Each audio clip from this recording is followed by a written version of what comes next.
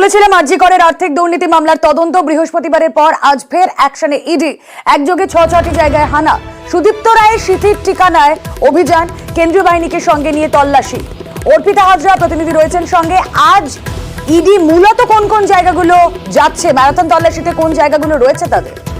দেখো, আর্থিক দুর্নীতি মামলা, সেই দুর্নীতি মামলায় সন্দীপ ঘোষ ঘনিষ্ঠ তাদের বাড়ি রয়েছে, যেরকম এমএলএ এই সুদীপ্ত রায়, এবং তার পাশাপাশি বালিগঞ্জে রয়েছে, সেখানেও কিন্তু তারা সেখানেও কিন্তু তারা তল্লাশি অভিযান তারা চালাচ্ছে।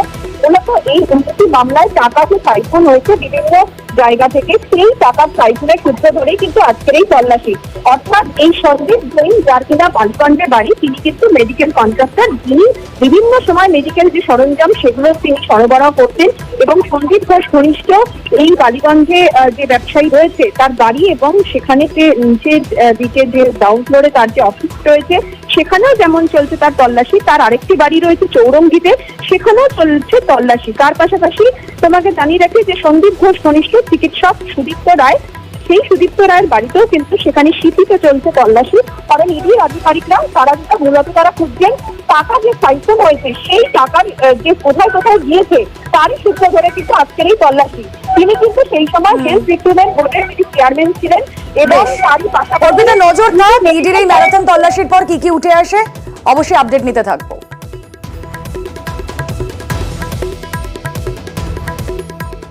আর এই পরিস্থিতিতেও ভুলে গেলে চলবে না, জেলার বিভিন্ন প্রান্তে জলমগ্ন পরিস্থিতি। সেখানে বিঘার পর বিঘা জমি জলে ডুবে রয়েছে।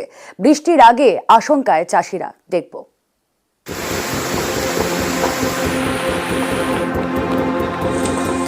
অতি গভীর নিম্নচাপ, এর জেরে শুক্রবার থেকে টানা বৃষ্টি, জল বেড়েছে দক্ষিণবঙ্গের একাধিক নদ নদীর। এতেই জলের তলায় বিঘের পর বিঘে চাষের জমি। প্রচুর জমিও দুর্বৃত্ত নয়, প্রচুর ধান জমি, এটা পুরোটাই যেটা দেখা যাচ্ছে পুরোটাই ধান জমি, পুরো বিঘার পর বিঘা পুরো প্লাবিত।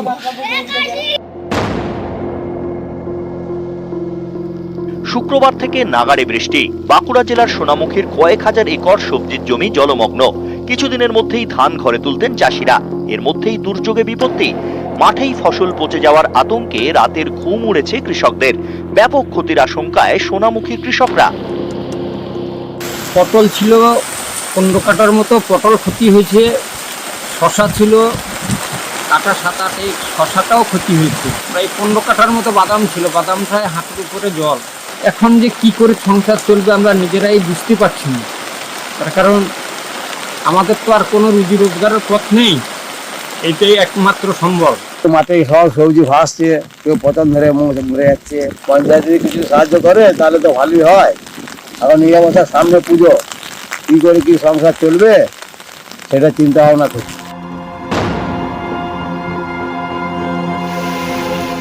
টানা বৃষ্টি চলছে নদিয়া জেলা জুড়েও। জেলার বিস্তীর্ণ অংশে জলমগ্ন বিঘের পর বিঘে জমি। জল ঢুকেছে পটল, শশা, কলাই, ফুলকপির ক্ষেতে। এরই মধ্যে ঝোড়ো হাওয়ায় লন্ডভন্ড কলা ও পেঁপের বাগান। পুজোর মুখে প্রকৃতির এমন রোষে মাথায় হাত কৃষকদের। সবজির দাম তো কিছুই পাইনি, যা ছিল জলে বর্ষায় সব শেষ হয়ে গেছে। আজকে তুলে নিয়ে এসেছি, আজকে কিছুই দাম পাইনি। পুজোর আগে আমাদের কোনো বাজার হবে না, কি বিক্রি করবো, কিছুই নেই, সব জলে ডুবে নষ্ট হয়ে গেছে। আশায় ছিলাম যে বউ বাচ্চা নিয়ে সব কিছু বেচবো, পুজোর বাজার ঘাট করবো, সেরকম কিছুই হচ্ছে না। এতদিন তো দাম পাইনি, আজকেও সেই যা ছিল সব একসঙ্গে তুলে নিয়ে এসেছি। এনার পর তো গাছ তো সবই শেষ, পটল শেষ, কপি শেষ, লঙ্কা শেষ, গাঁদা ফুল চাষ ছিল শেষ। পুজোর সময় যে একটা বাজার ঘাট করবো সেরকম কোনো পরিস্থিতিই নেই আমাদের। এখন কি করে খাবো, এটাই এখন আমাদের সমস্যায় পড়ে গেছি। চাষিদের আশঙ্কা, জমা জলে মাঠেই নষ্ট হবে প্রচুর ফসল। এতে যোগান কমে বাজারে দাম বাড়ারও আশঙ্কা করছেন অনেকে। আজকে সবজি সেরকম আসেনি, সবজির মোটামুটি দাম হাই হয়ে গেছে, কাল থেকে হয়তো আরো হাই হবে। পুজোর আগে হয়তো সবজি আশা করি খুবই কম পাওয়া যাবে, দাম আরো হাই হবে।